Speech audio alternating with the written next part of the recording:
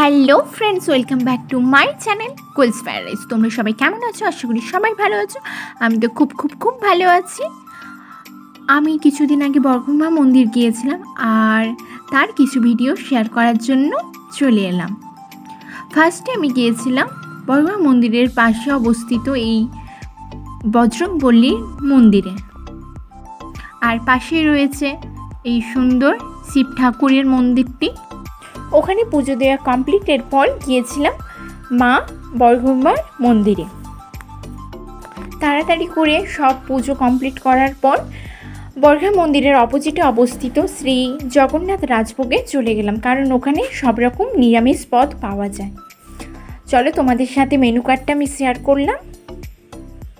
একটা থালি 199 আর একটা থালি 99 টাকার পাওয়া যায়। এখানে যেমন চেয়ার টেবিলে বসে খাওয়ার ব্যবস্থা রয়েছে, তেমন জগন্নাথ বলরাম সুভদ্রা ঠাকুরের সামনে বসেও প্রসাদ খাওয়ার ব্যবস্থা রয়েছে। আর এই ব্যাপারটা আমাদের বেশ ভালো লাগলো, তাই ওখানেই বসে প্রসাদ খাবো বলে ঠিক করলাম। দিভাই অলরেডি বসে গিয়েছে, তো আমরা ওখানে অর্ডার করেছিলাম 299 টাকার থালি। তো প্রসাদ আসার জন্য অপেক্ষা করলাম, দেন আমাদের প্রসাদগুলো চলে এলো।